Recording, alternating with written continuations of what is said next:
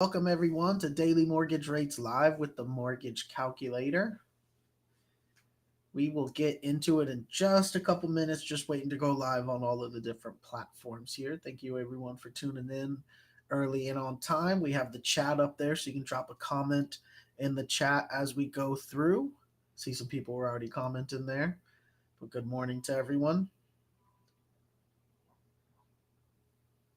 Good morning, Christina, Mark, everybody dropping comments there in the chat. We will get started here in just a second. I hope everyone had a great weekend. It is Monday, so all you loan officers there, it's time to get back into it.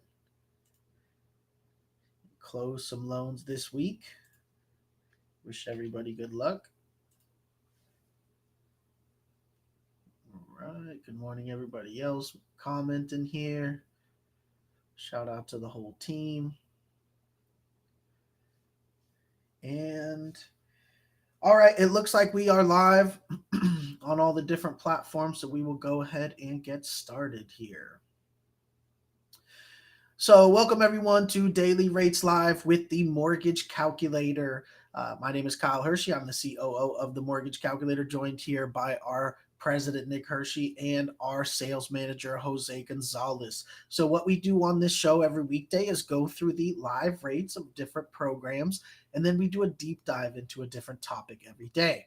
We are a correspondent lender that specializes in non-QM loans, one of those loans being ITIN loans, which we're going to go over today. So I will have our sales manager, Jose Gonzalez, with 27 years of experience, do a deep dive into that here later. But first, let's go ahead and do what we do every day, which is pull up the live rates and see what the market is looking like this morning. So Nick, let's go ahead and pull up our pricing tool.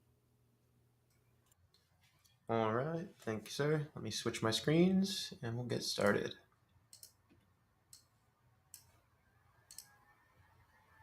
All right, as Kyle mentioned, this is our pricing tool for our team of mortgage professionals. We have over 300 licensed loan officers in 22 states for primary and second homes, and we can do our business purpose DSCR loans, which we love, in 44 different states. So if you'd like a full breakdown with a full loan estimate, please get with our team members.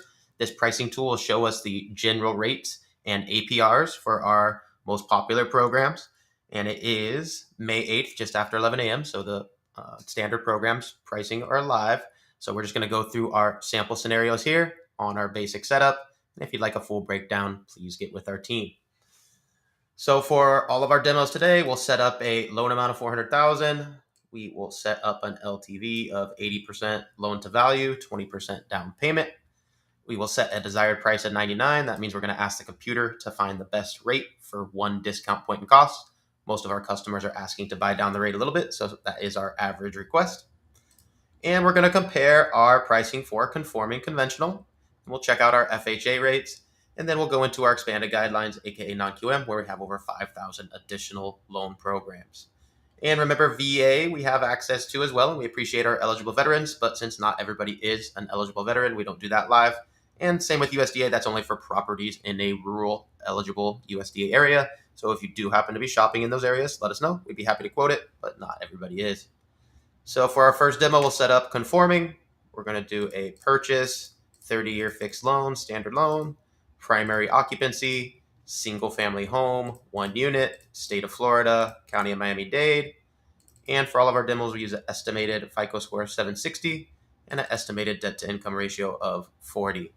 So with those basic parameters, let's go ahead and check out our rates this morning.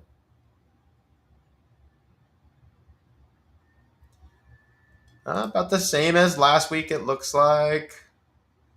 Yep. So the best option here, we have 6.5 rate for one discount point in cost, and a final APR of 6.676, which I believe was the same as it was last week. So not much movement this morning. Hopefully we have some movement later this evening, and we'll check it out again tomorrow. Now, remember when we compare across programs, we always use the APR, which allows us to compare apples to apples across different types of programs. So we're at 6.6 here on conventional. Let's check out our FHA rates, which is usually the next program that we would quote for someone. And that typically is because FHA allows a little more credit leniency on credit issues, as well as a higher debt to income ratio. So typically, if someone doesn't qualify for conforming, we can try FHA as the next option. We'll keep everything else the same so that we can compare apples to apples. Let's check out our FHA rates this morning. Looks like it's a little bit different than it was last week, perhaps. But the option here at the top, 5.75 rate for one discount point in cost, and a final APR of 6.352. So in this case, when we compare across the programs for a conventional versus a FHA with this amount of down payment in this scenario, it's actually a little bit cheaper for FHA, which is because of some recent changes for the upfront mortgage insurance and the yearly mortgage insurance. So some updates there. Definitely recommend people that are shopping. FHA is more viable than you may think. Definitely want to compare those options. Now, if for any reason our customer doesn't qualify for conventional or FHA for any reason, a lot of other banks and lenders don't have any other options, but that's where we love to come in. We have over 5,000 additional loan programs beyond what we just saw there, and that's with our expanded guidelines, aka non-QM. So we'll set up the same scenario, 80% loan to value, 20% down payment. Everything else is exactly the same, primary home. But in this case, we've selected expanded guidelines, so we have a new option. We can select the income type. So full doc is what we use for FHA and conventional loans. That's 2 years of tax returns, what most people are used to. So we would typically choose an expanded guideline program to use one of these other options. So we have 1 year options, 2 year options, just in general. We have our asset related options, business bank statement options. We'll go over our investor options here in a minute. Our personal bank statement options are our most popular. And we have VOE options, 1099 options, P&L options, all kinds of different ways to do this. But our most popular version is the personal bank statement, 12 months. And that's for our self-employed borrowers. So many times our self-employed borrowers with 2 years of tax returns have various write-offs, have a hard time qualifying at all in some cases, or just not quite enough on the tax returns to get the income that they want and the home they want. So in this case, we're going to use 12 months of bank statements, no tax returns involved, to actually determine a debt to income ratio of 40% using the actual cash in the bank statement. So most of our self-employed borrowers qualify for much higher income and therefore a much larger loan amount, and therefore can get the home of their dreams. So these are great solutions for our borrowers with some tricky income or other issues that may affect the FHA or conventional. So let's check out our bank statement rates this morning.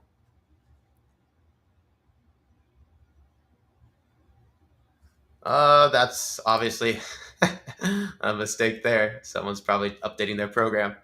So the best option here on this would be a 7.125 rate for a 0.875 discount points in cost and a final APR of 7.201.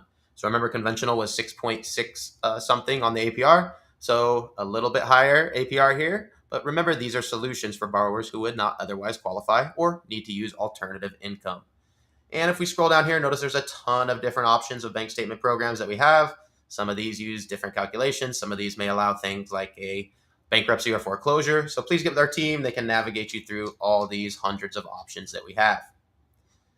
Now, before we get into Jose's deep dive into ITIN loans, which is obviously a subset of these non-QM programs, we always want to do our investors. So let's do our last two live pricing demos for investment properties. So we love to work with our investors, whether they're first-time investors or they own 10, 20, 100 properties.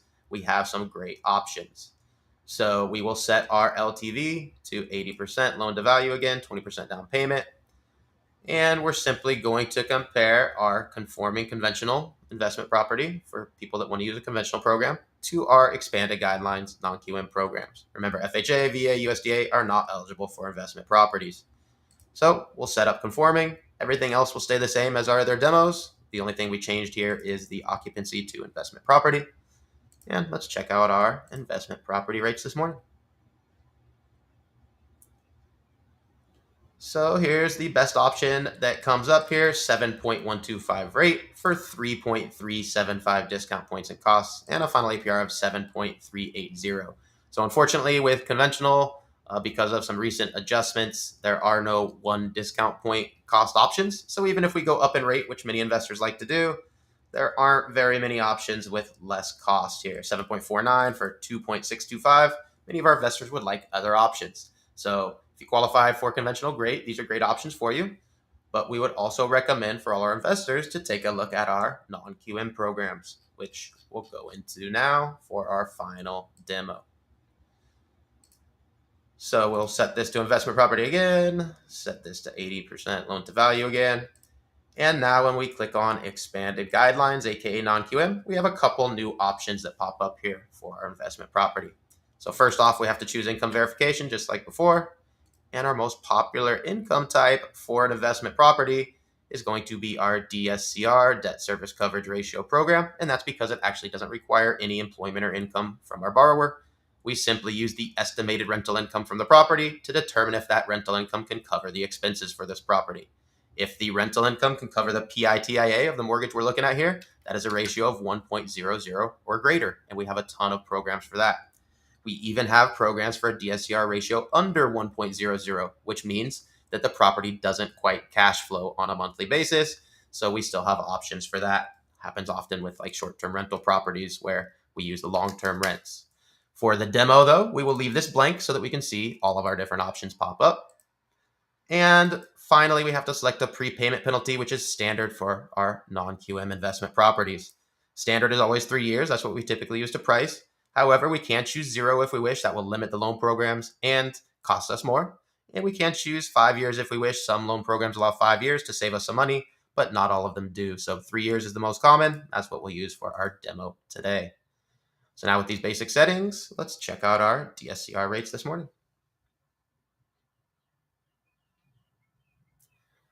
Amazing here. Notice this is actually the best cost combo here. 7.5 rate for 0.725 discount points at cost and a final APR of 7.571. Remember the APR there on the conventional was 7.28, I believe it was just a second ago. So we're right there with these DSCR loans, guys. Amazing options for our investors. No employment, no income. You can do multiple loans at the same time because there's no employment or income involved. Our investors can refinance a couple investment properties to then purchase more investment properties. So very flexible programs. Definitely recommend everybody check these out if you're looking for an investment property. And as you notice here on this page, there are a ton of different DSCR options. So please get with our team to navigate which one is best for you. And there's other prepayment penalty options. Some of these may allow things like short-term rental income I just mentioned. Just tons of different options here under DSCR, hundreds of different programs. So please get with our team. We'd be happy to quote that for you. Now let me go ahead and change my screen and introduce Jose's deep dive for today. All right. So for those of you who joined us earlier, we are going to be talking about ITIN loans. So a particular subset of our non-QM products. These are going to be for ITIN borrowers, aka a borrower that doesn't qualify for conventional, right? This would be someone who doesn't have a permanent residence or a green card or anything like that. So Jose will further define that. We're talking about a specific subset of people who are non-citizens, right, that do happen to live here in the U.S. So different than foreign nationals, different than U.S. citizens, and different than permanent non-resident aliens, which is green card, basically, right? So I kind of introed it there for you, Jose, but I know you probably want to talk a little bit more about what makes it what. So go ahead and take over. Absolutely. First thing I wanted to note is what is an ITIN, right? ITIN. Well, first let me say what the ITIN document is, and then we'll go into an ITIN borrower. The ITIN document is an international tax ID number, right? So that is a document that individuals that do not have U.S. status, Social Security and stuff like that, that they use in order to be able to file tax returns, right? So what has ended up being the case is that the borrower that then wants to be able to file tax returns doesn't have U.S. status, has U.S. Citizenship, has U.S. credit, then they can file taxes and then they can apply for a loan using their ITIN as the document to show their status, quote unquote, right? So the main thing to note is that an ITIN borrower lives full time in the United States. They are not like the foreign national borrower. What the similarity that they share is that they both do not have legal status in the United States. Where they diverge is that the foreign national loan and their income is derived outside of the United States. If you are using income documentation to qualify the borrower, right? So the income for the foreign national is outside the U.S. The income for the ITIN borrower is inside the U.S., and the ITIN borrower also needs to have U.S.-based credit, whereas a foreign national borrower does not need to have U.S.-based credit. And then the foreign national borrower can never be a citizen, nor a resident, nor even a non-permanent resident alien of the United States. If they meet any of those criteria, then they would be doing a national loan and not a foreign national loan. So very big difference here. Can we go over the green card difference as well, Jose?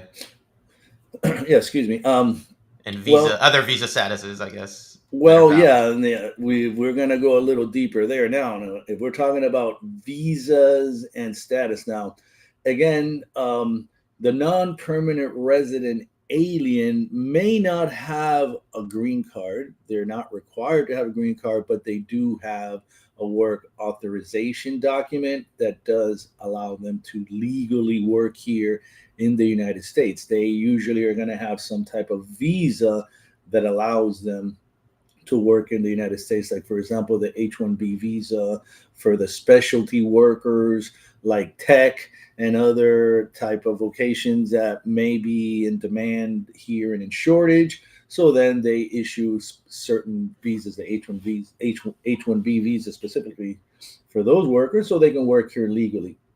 So that would be status. So that's what we're not talking about. People with status are not ITIN borrowers, right? Correct. So, and when you don't have status, because the ITIN borrower doesn't have a social security number either, they have an ITIN.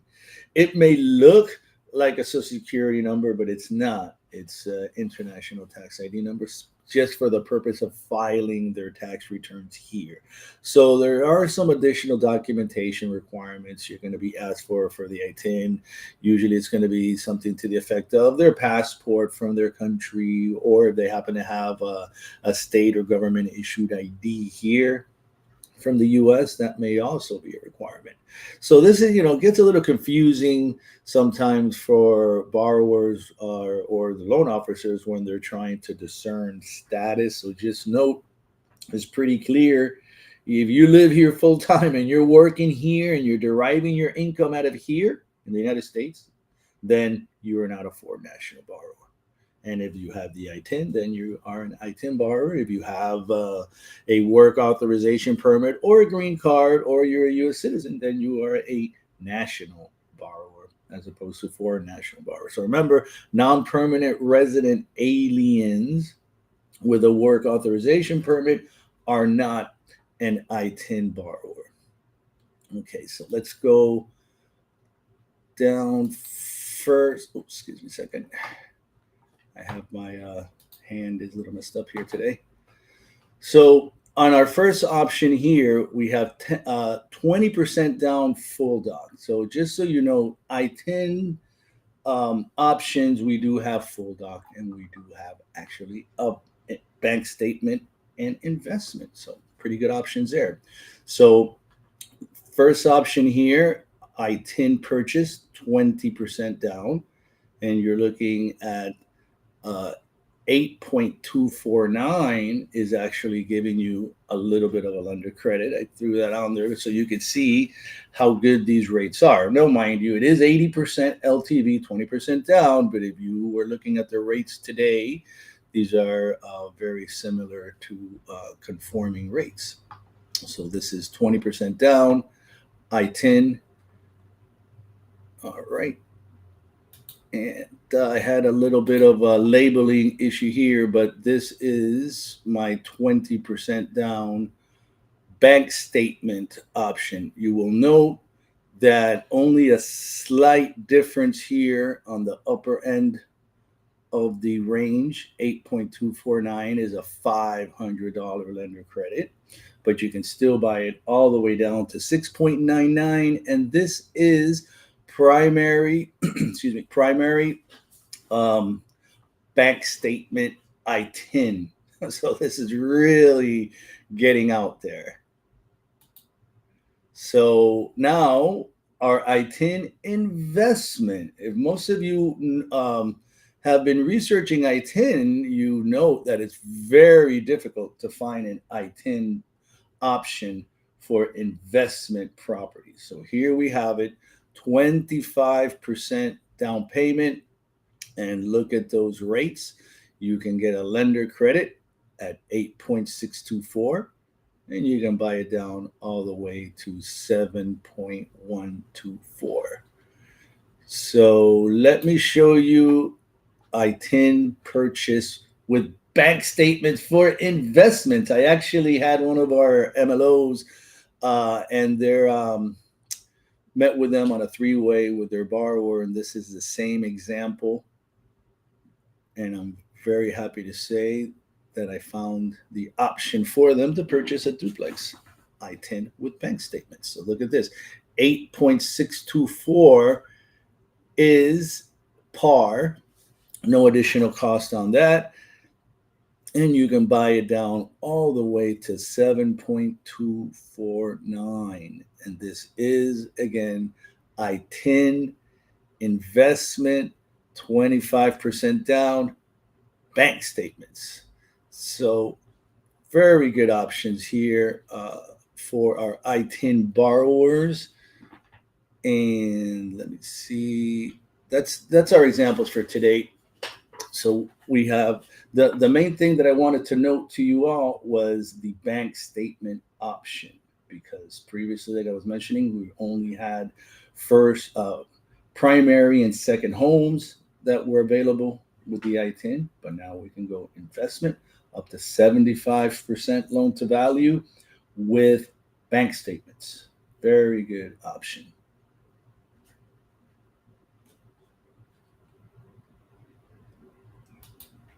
Right. Don't see any questions here. It doesn't look like it. Hopefully everybody knows what an ITIN is and what they aren't. But very cool programs once you find them, because not many lenders or banks banks don't have them at all, right? These would be non-QM programs, very specific subset of the non-QM here. So definitely put it in your repertoire there. Yeah, that's great. Wow, I'm really surprised at that. I didn't know that bank statement investment ITIN loan. How amazing is that? Yes, sir. Looked around really hard for that one. Let's see. There is a question here. If you want to pull it up, Nick, the other Nick asked a question. Yes, the LTVs are restricted there, Nick. So 20% down is the best I think we have right now, right, Jose? Yes, that is correct. And that's with good credit too. Remember, they're going to hit you even more on credit, right? So a low credit ITIN is going to have a very hard time with LTVs, right? If there's a low credit score that gets pulled there. So definitely keep that in mind. Just like any specialty program, there's going to be LTV adjustments for sure because of the specialty nature. All right. Well, I think we can go ahead and wrap it up. For the loan officers out there, make sure to pay attention to these programs. And even more importantly, make sure to know what an ITIN is and is not. Make sure to know what a foreign national is and is not, right? And a national, which, as Jose went over earlier, those things that fall into the national category, remember, those qualify for conventional, right? Jose, is what you're saying. A national, whether it's a citizen or non-permanent resident alien, these things qualify for conventional.